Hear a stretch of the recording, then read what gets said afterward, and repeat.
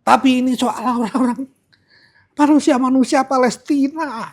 Iya, iya. Mereka yang hidup di sana itu, mari kita pandang sebagai manusia-manusia dengan keadaan mereka. Masyarakat internasional ini cacat secara kemanusiaan. Buktinya ada masalah Palestina yang tidak terselesaikan sampai sekarang.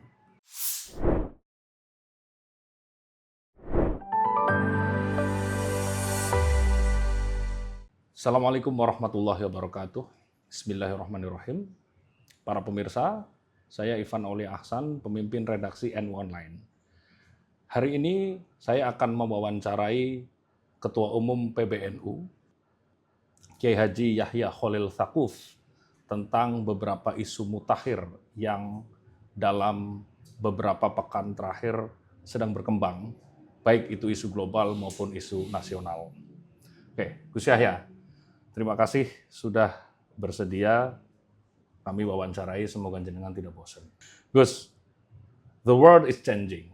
Dunia sedang berubah. Dan perubahan itu semakin cepat ya dengan beberapa keputusan-keputusan dari pemimpin dunia belakangan. Salah satunya adalah keputusan Donald Trump tentang yang dia klaim sebagai Liberation Day ya, tentang perang tarif.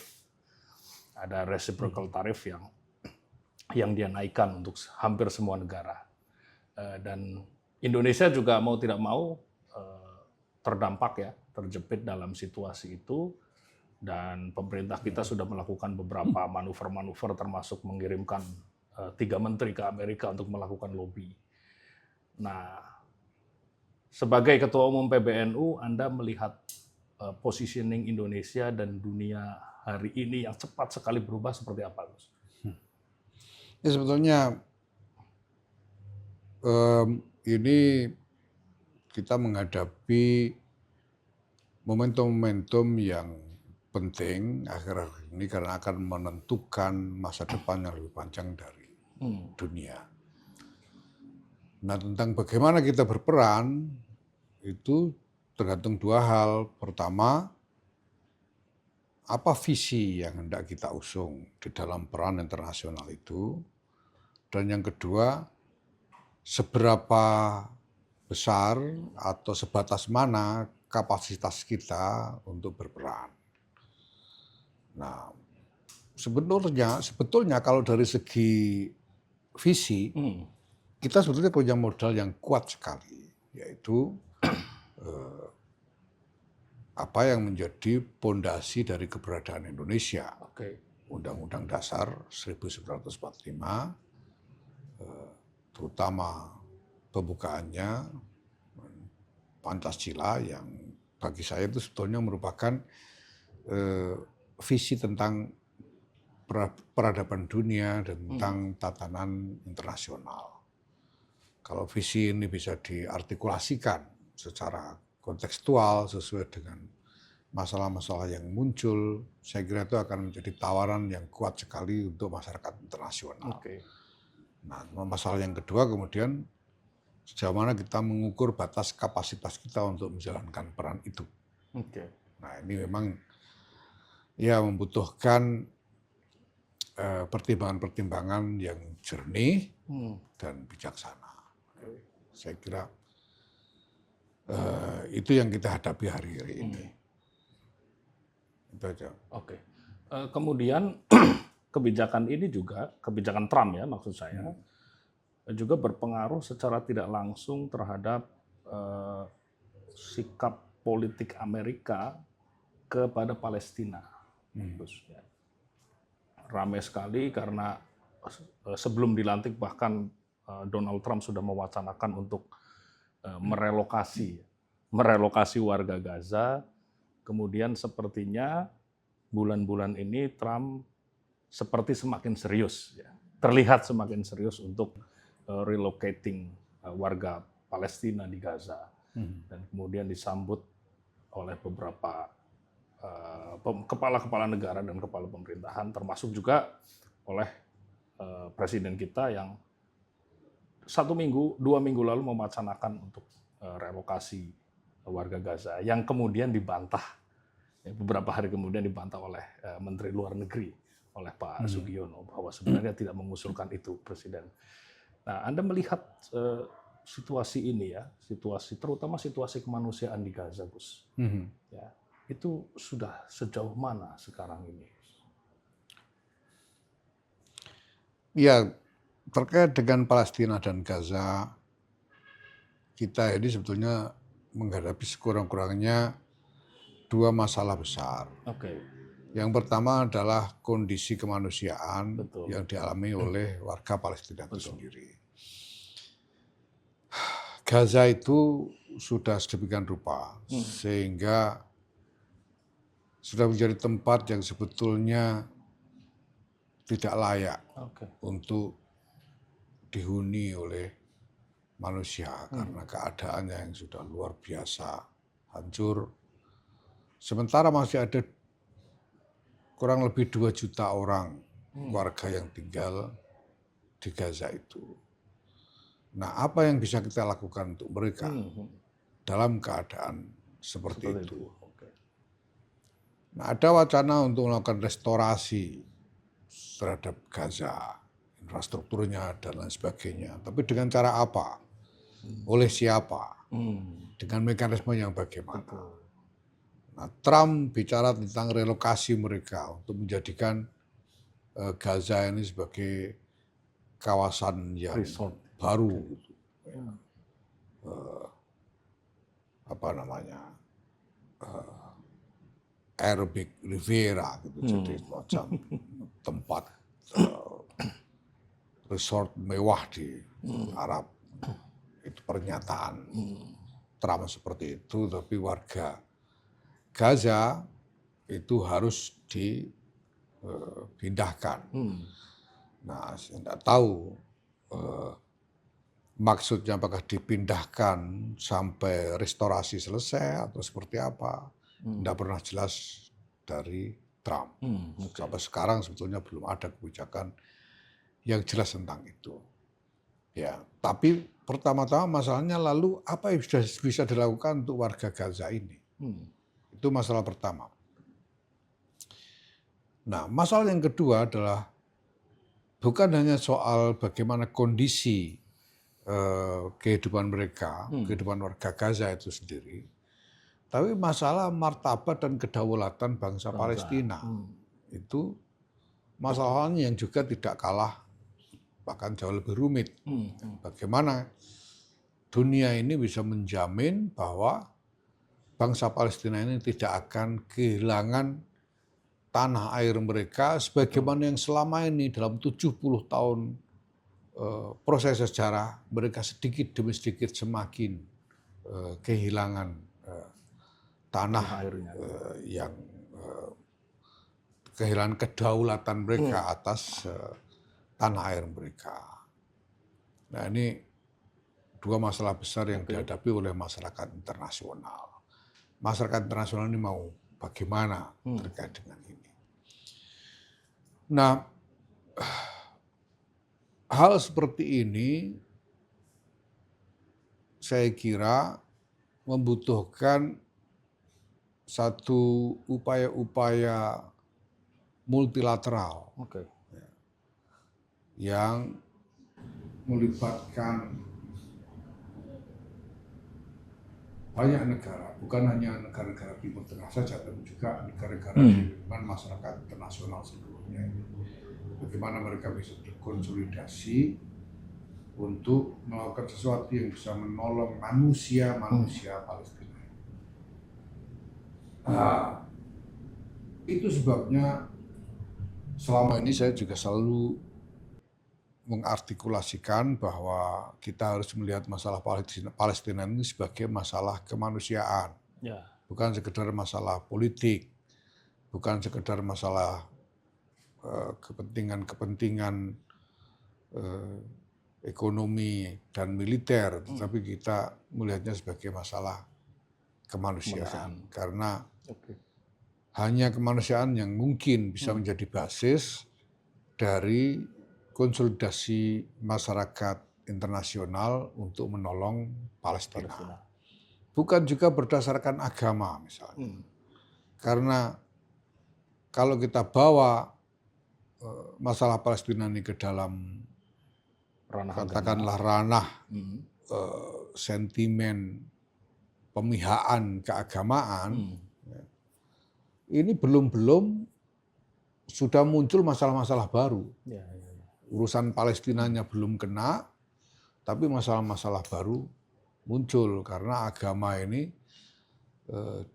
mempunyai konstituensi yang luas dengan demografi yang sangat kompleks di berbagai belahan dunia. Nah, maka penting sekali untuk menetapkan masalah Palestina ini sebagai masalah kemanusiaan supaya umat manusia ini bisa berkonsolidasi untuk bertindak atas nama rasa kemanusiaan, bukan atas nama yang lain-lain, dan bergabung dalam upaya bersama terlepas dari perbedaan-perbedaan latar belakang apapun kecuali sebagai sesama manusia. Nah, jelas ini bukan jalan yang mudah. Tetapi kita juga harus ingat bahwa sebetulnya dimanapun di belahan dunia ini, sebetulnya tidak ada lagi pihak yang monolitik.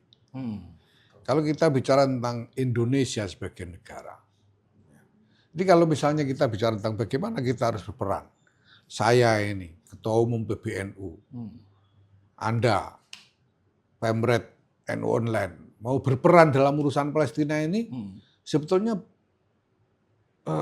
platformnya apa? Tidak ada yang memungkinkan peran internasional dalam soal ini itu mau tidak mau adalah negara.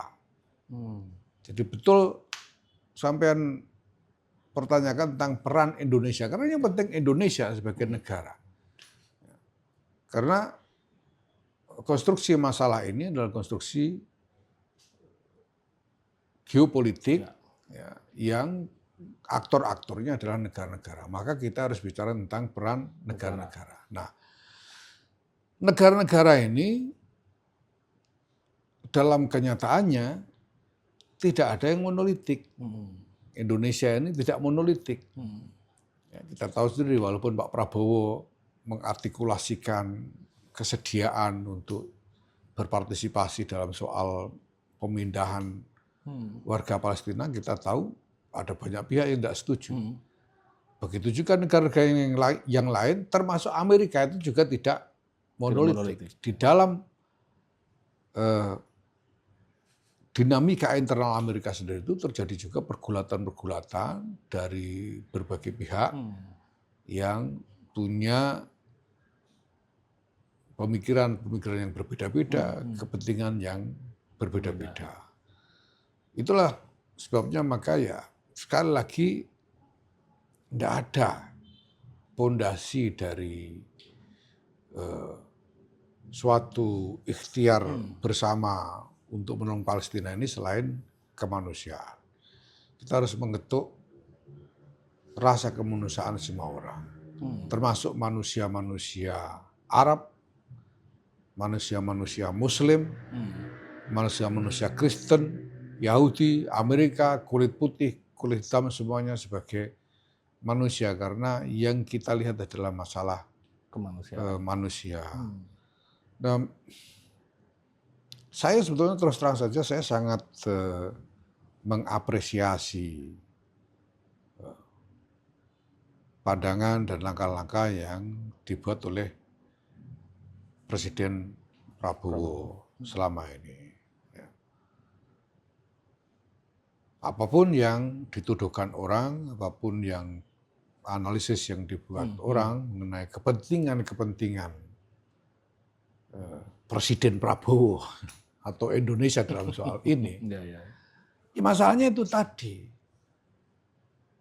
melihat kondisi kemanusiaan di Gaza, kita mau apa?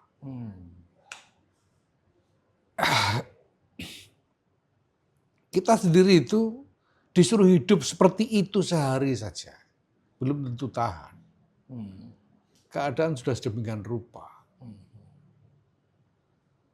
Nah, dan tidak mungkin kita diam saja tidak melakukan apa-apa juga tidak mungkin. Gitu. Lalu apa ini yang bisa ditempuh? Kan gitu. Nah, ya belum ada yang tahu apa yang bisa dilakukan. Dan tidak mungkin Indonesia juga melakukan sesuatu sendirian, itu juga tidak mungkin. Nah, maka saya kira wajar kalau Presiden Prabowo bilang, ya kita siaplah ngangkut orang-orang Palestina ke sini. Apapun mau frame-nya. Mau relokasi kah, evakuasi kah, ngangkut mereka untuk diberi penghidupan yang lebih baik di sini. Itu sebetulnya gestur yang menurut saya ya harus kita maklumi. Harus kita maklumi. Sebagai gestur keterpanggilan untuk melakukan sesuatu. Nah, tapi ya kita kan juga harus ngerti bahwa ini tidak bisa aja masa tiba-tiba bangnya mereka mau kita angkut pakai apa, mau bagaimana kan masalah yang panjang ini, dan tidak bisa Indonesia datang sendiri, ngambil sendiri, bawa pulang sendiri juga nggak bisa, harus bicara dengan banyak pihak, dan itu konsekuensi yang logis sekali. Nah, dan saya kira Pak Prabowo juga sudah membuat gestur dengan segera melakukan perjalanan berkeliling Timur Tengah untuk bicara dengan berbagai pihak di sana. Ada artikulasi-artikulasi menolak gagasan memindahkan warga Gaza memang, tapi apapun juga kan semua ini masih belum konklusif, belum ada kesepakatan mau apa, itu kan belum ada. Belum ada keputusan mau bagaimana, ini belum ada. Nah, kalau saya ingin, ya saya berharap bahwa pemerintah Indonesia bisa melakukan lebih dan tidak terputus upaya untuk menolong Palestina ini, apapun caranya. Dan bahwa itu memerlukan upaya-upaya multilateral, ya secara objektif tidak mungkin sendirian. tanpa kerangka multilateral itu tidak mungkin. Dan membangun kerangka multilateral untuk ini juga tidak mudah, tapi upaya harus dilakukan. Saya pernah dulu membuat inisiatif yang sangat kontroversial dan banyak orang mempertanyakan, ya, termasuk mempertanyakan terus ke depannya bagaimana gitu. Ya, tapi kemudian ada teman yang membesarkan hati saya, itu jangan kecil hati. Dalam keadaan seperti ini, somebody has to start somewhere. Gitu. Jadi harus ada yang memulai dari sesuatu. Kita belum tahu ujungnya. Tapi kalau nggak ada yang mulai, nggak ada yang bergulir. Nah, ya saya kira kita sebagai warga bangsa, sebagai masyarakat umum, perlu mengingat bahwa ini masalah bukan semudah membuat pernyataan, bukan semudah membuat analisis ini dan itu. Ini juga bukan soal bagaimana kita berdamai dengan diri sendiri supaya bisa tidur lebih nyenyak misalnya, atau supaya bisa merasa menjadi orang baik gitu. Tapi ini soal orang-orang manusia Palestina. Mereka yang hidup di sana itu, mari kita pandang sebagai manusia-manusia dengan keadaan mereka. Bahwa mereka jelas tidak mau kehilangan tanah air, jelas kita juga tidak akan mau begitu. Nah sekarang kan yang harus kita cari jalan gimana, apa yang bisa kita lakukan untuk soal ini. Nah maka ya aku juga di tengah-tengah kontroversi apapun, ya, saya sungguh berharap dan saya siap mendukung, termasuk saya siap bicara dengan semua orang untuk memberikan dukungan apabila pemerintah Indonesia terus melakukan upaya tanpa henti apapun cara yang bisa ditempuh untuk menolong Palestina ini. Kalau memang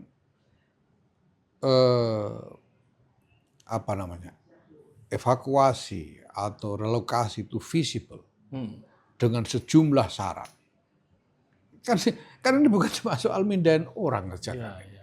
Ini kan soal itu kalau orangnya dievakuasi, wilayahnya diapakan, siapa yang tanggung jawab, bagaimana jaminan bahwa mereka bisa balik. Orang sekarang bicara bahwa kalau mereka sudah keluar sulit sekali untuk kembali.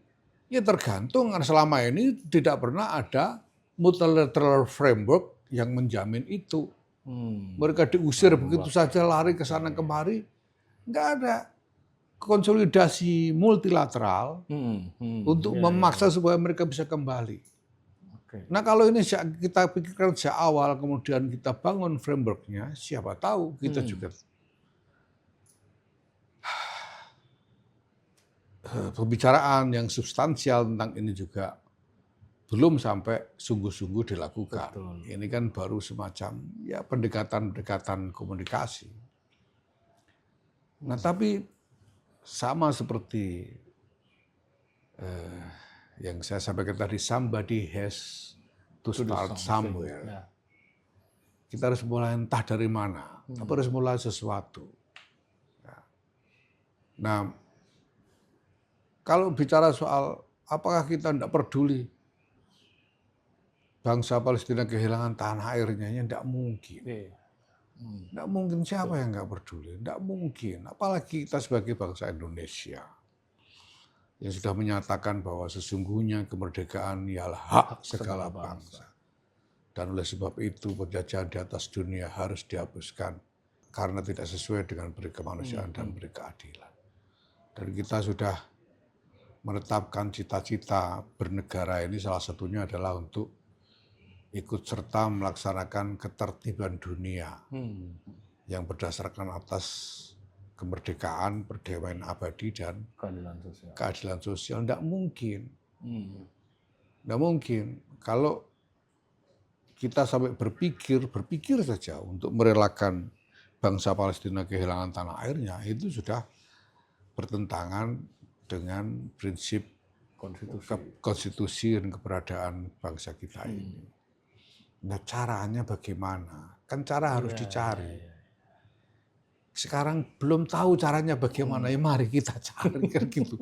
Jadi ya itu tadi harapan saya, ya semoga ya Presiden Prabowo semoga tidak lalu patah arang apapun kesulitan yang dihadapi, dan semoga pemerintah Indonesia tidak berhenti sama sekali untuk mengupayakan apapun yang mungkin ya untuk menolong Palestina.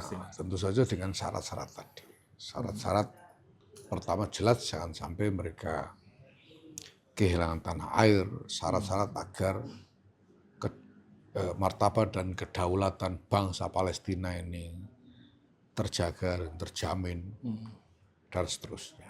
Itu aja. Oke, tapi melihat track record Israel ya dalam 70 tahun terakhir dalam memperlakukan Palestina, apakah dengan misalnya kalaupun relokasi itu jadi dilakukan dan disetujui oleh dunia internasional, jaminan apa yang Israel ini yang itu mau menerima lagi misalnya? Nah, ini yang memang kita harus memiliki pemahaman yang tuntas mengenai kenapa Israel seperti itu. Kemudian apa sebetulnya yang menjadi katakanlah keadaan yang memungkinkan membuat Israel mungkin punya kesempatan, punya peluang untuk melakukan yang mereka lakukan. Itu harus kita pahami. Nah, dalam pandangan saya ini sebetulnya soal tataran internasional. Ya. Kalau sebetulnya kalau tidak ada tatanan internasional yang menghalangi, ya, semua orang boleh mengubarkan perang kapan saja, di mana saja. Iya. Gitu ya. Tapi sejak Perang Dunia Kedua, masyarakat internasional ini membuat konsensus tentang tata dunia yang mencegah peperangan yang sembarangan, mencegah konflik yang sembarangan. Dengan disepakatinya pertama prinsip tentang kesetaraan martabat di antara bangsa-bangsa yang menolak upaya kolonialisasi bangsa atau masyarakat manapun. Yang kedua adalah prinsip tentang international borders, bahwa setiap bangsa, setiap negara memiliki batas-batas kedaulatan yang harus dihormati oleh semua seluruh masyarakat internasional, semua negara yang ada. Nah, masalahnya adalah bahwa prinsip-prinsip yang disepakati itu sampai sekarang tidak sepenuhnya dipegang teguh secara konsisten oleh aktor-aktor internasional. Sejumlah aktor internasional dengan kekuatan yang signifikan sampai sekarang masih memilih untuk hanya memikirkan kepentingannya sendiri tanpa berpikir tentang keselamatan keseluruhan umat manusia. Apapun juga umat manusia ini dalam kehidupan global seperti hari ini memang membutuhkan satu tatanan. Betul. Dan tatanan itu harus menjamin adanya keadilan bagi semua orang. Harus merupakan tatanan yang sungguh-sungguh adil dan harus harmonis. Sehingga tidak membiarkan terjadi konflik sembarangan tanpa jalan keluar. Ya, tatanan ini harus ditegakkan di atas prinsip penghormatan terhadap kesetaraan hak dan martabat bagi setiap manusia. Karena hanya itu jaminan keadilan bagi setiap orang. Nah, kalau prinsip-prinsip ini tidak ditegakkan, maka konflik akan tidak mencapai solusi, dan semakin lama satu konflik itu dibiarkan berkembang, maka akan semakin luas. Dan dunia sudah pernah mengalami itu. Perang Dunia Pertama terjadi karena itu. Karena konflik dibiarkan tanpa jalan keluar, sehingga akhirnya meluas dan terjadi perang global. Perang Dunia Kedua juga seperti itu, dengan korban luar biasa. Kalau Perang Dunia Pertama korbannya 21 juta. Perang Dunia Kedua 85 juta. Kita butuh perang dengan korban berapa lagi untuk menyadari bahwa ketertiban dunia yang berdasarkan atas kemerdekaan, perdamaian abadi dan keadilan sosial itu dibutuhkan oleh seluruh umat manusia untuk keselamatan seluruh umat manusia. Nah, maka saya kira sebetulnya dunia sudah mengerti tentang hal ini, tetapi karena perilaku sejumlah aktor internasional yang selfish, yang egois, yang memberikan kepentingan sendiri, dan kemudian mengabaikan urusan negara lain, akibat-akibatnya bagi bangsa lain atau orang lain. Ini membuat ada potensi bahwa orang semakin putus asa dengan prinsip-prinsip yang sudah pernah disepakati itu. Dan ini berbahaya sekali. Ini berbahaya sekali. Kalau kemudian masyarakat internasional ini terjebak dalam perilaku yang hanya mengandalkan pertarungan kekuatan. Ya, saya sih cuma bisa melihat hanya kiamat sebagai masa depan. Cuma saya bilang sama kiai-kiai, ya kalau kiamatnya begitu kan tidak sesuai skenario ya. Skenario-nya itu kan ada Dajjal dulu, lalu ada Imam Mahdi dulu. Gitu, Imam Mahdi turun. Ini kan kalau tiba-tiba perang terus kiamat kan nggak sesuai skenario sih. Nah maka ya itu. Nah Indonesia itu sebetulnya bangsa ini mengemban mandat eksistensial untuk berjuang bagi tata dunia yang adil itu. Kenapa? Karena bangsa ini didirikan di atas konstitusi yang pembukaannya bunyinya seperti itu. Jadi Indonesia ini merdeka dengan menyatakan bahwa kemerdekaan adalah hak segala bangsa. Maka mandat eksistensial bagi Indonesia ini adalah untuk memperjuangkan kemerdekaan bagi semua bangsa-bangsa. Untuk memperjuangkan peri kemanusiaan dan peri keadilan itu mandat. Dan kalau tidak dilakukan, kita berarti mengabaikan tanggung jawab kita, mengabaikan mandat eksistensial kita. Cita-cita untuk ikut serta melaksanakan ketertiban dunia yang berdasarkan atas kemerdekaan, perdamaian dan perdamaian abadi dan keadilan sosial itu juga mandat. Ya, kadang kita dengar orang bicara, masalah kita sendiri aja masih susah gitu kok ngurusi dunia. Bukan soal itu, ini mandat yang tidak bisa dipisah.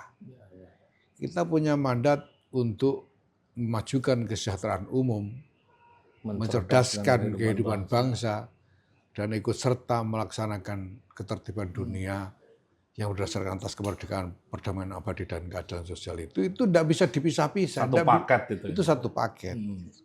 Tidak bisa ini dulu baru itu. Atau ini aja yang itu nggak usah, gitu kan nggak bisa karena itu satu paket. Maka saya kira ya ini semua harus kita jalani karena kita ingin hidup dengan martabat. Kita ingin hidup bukan sekedar hidup nyaman, hidup enak, tapi kita ingin hidup sebagai dengan martabat. Martabat kita adalah martabat kebangsaan dengan mandat dan visi peradaban sebagaimana yang ada dalam konstitusi kita. Ya, saya kira itu, dan saya mengajak kepada seluruh warga bangsa untuk bisa memahami ini dan memikirkan ini dan melepaskan ini dari semua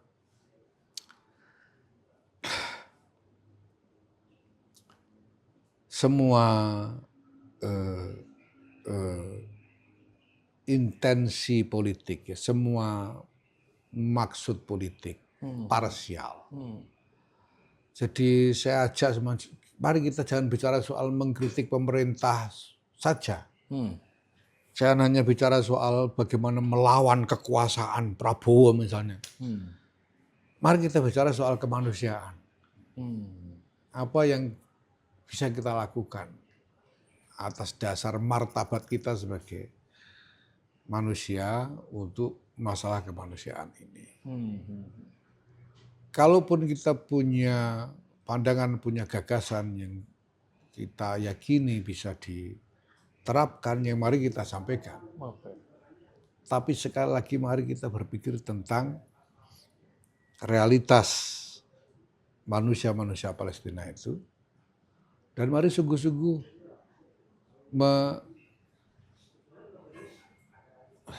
melakukan apapun yang bisa kita lakukan untuk menolong mereka. Tidak hanya sekedar memanjakan ego kita sendiri, emosi kita sendiri, memanjakan kepentingan politik parsial kita sendiri. Tapi sungguh-sungguh karena ingin menolong manusia-manusia Palestina. Ya. Oke. Terakhir Gus, yang tidak kalah menariknya, ketika situasi negara-negara di dunia seperti yang tadi Anda bilang semakin, katakan semakin inward looking ya, semakin memikirkan dirinya sendiri. Tapi juga karena ada Palestina ini, timbul semacam global solidarity, ya, solidaritas global, yang itu tidak hanya tumbuh di negara-negara Islam, ya, tapi juga di negara-negara lain, di negara-negara Barat, ya, dan di negara-negara Amerika Latin, dan di negara Afrika. Ini apakah dengan fenomena ini Anda tetap optimis bahwa global solidarity ini untuk membentuk tatanan dunia tadi akan tetap bergulir ke depan, Gus? Pertama, jelas kita bisa melihat itu sebagai peluang kan. Berarti masih ada peluang. Kenyataannya bukan hanya soal global solidarity yang yang besar sekarang, tapi kita lihat fenomenanya ini membesar. Dulu kan nggak kayak begini nih. Solidaritas terhadap Palestina ini tidak sebesar sekarang. Dan kita melihat ini terus tumbuh, itu peluang. Dan seperti yang saya katakan tadi, tidak ada aktor yang monolitik. Kalau kita bicara Amerika dan Trump misalnya, di Amerika itu yang ada bukan cuma Trump. Dan Trump sebagai presiden bukan cuma dituntut, menghadapi tuntutan untuk melayani satu kepentingan parsial saja. Dia harus menghadapi pergulatan politik dan banyak di Amerika soal ini. Dan kita lihat bahwa dalam semua kalkulasi, ya, orang harus melihat untung rugi juga. Nah, saya kira pada satu titik ini yang saya harapkan bahwa semua pihak di dunia ini akan menyaksikan dan menyadari bahwa tidak satu pihak pun akan mencapai pemenuhan kepentingannya secara aman tanpa memperjuangkan kepentingan bersama. Kalau ada pihak, misalnya Amerika mau mengejar kepentingannya sendiri, tapi kemudian melukai pihak-pihak yang lain, ujungnya itu nanti akan kembali sebagai masalah yang harus dihadapi yang belum tentu dia bisa survive dari masalah-masalah yang menjadi konsekuensinya. Nah, Palestina ini semacam